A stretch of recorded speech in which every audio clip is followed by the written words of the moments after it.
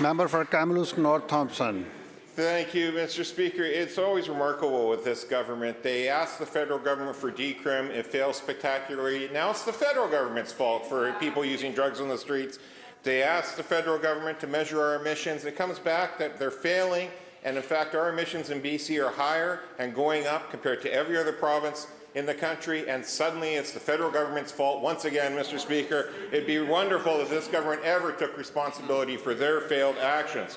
This government is simply incompetent at fighting climate change, just as incompetent as they are on the affordability crisis, Mr. Speaker. Perhaps if they hadn't funneled carbon tax dollars into their carbon tax kickback, they might actually have recorded some emission drops. Grocery prices have soared over 30% under this Premier's watch, and the Premier is hiking the carbon tax up to 38 cents a litre while emissions continue to rise. The NDP's Cost BC scheme has simply failed. So why won't the Premier adopt BC United's plan, remove the carbon tax on home heating, and give people an actual break at the pump for once? Minister. Honourable Speaker, I want to be really clear because the federal government has been really clear. Their methodology is flawed. They acknowledge it. They promise that next year they'll work with us so that it is better, and they say in their report very clearly that the result will show that this year's figures are not accurate and next year's figures will reflect the emissions that we've been experiencing in British Columbia steadily since 2018, 5% since 2018. The opposition, however, has no plan. The opposition thinks we should get rid of the single most effective measurement we've had to reduce emissions in British Columbia. They brought in the carbon tax. They watched the Conservatives turn their back on their carbon tax. They now are copycatting the Conservatives, but they can't hide from their record. They said when they were in power that they were proud of the carbon tax. It was effective. The now leader said if you want people to change behaviour, you put a cost to it and you ask them to consider shifting their behaviour. We've continued that. We continue to support British Columbians with a range of measures to support affordability, including 100% of the carbon tax increase going to low and middle income tax credits.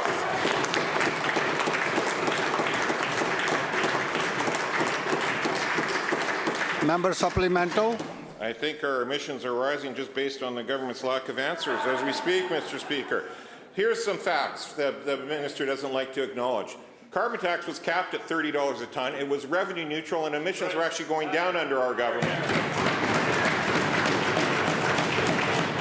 No longer revenue neutral. It's going up to $170 a tonne, or 38 cents a litre, and emissions are actually going up under this Premier. The minister can keep burying his head in the sand, but Cost BC scheme is a clear failure with the highest increases in emissions in the country.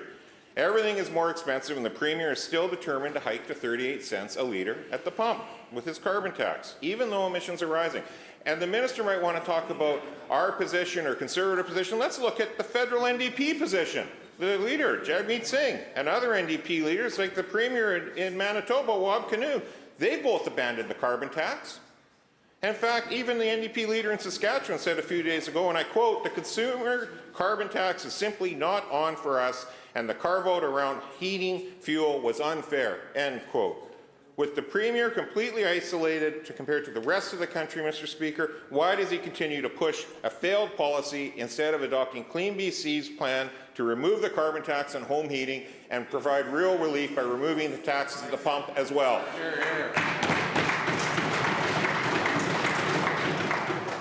Minister. Mr. Speaker, we're proud of the Clean BC plan because it's working and everyone in Canada knows that it's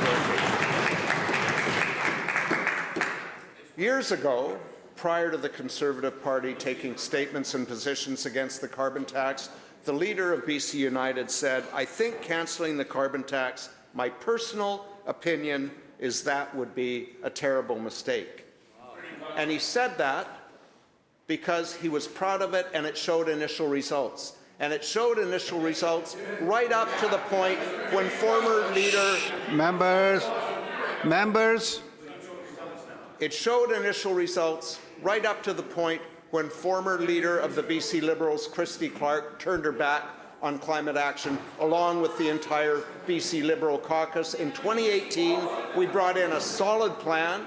We started implementing the plan, and it's having results. Members. 5% reduction by 2018, and we have a range of supports for affordability for British Columbians that they had not seen in 16 years of BC Members. Liberal government.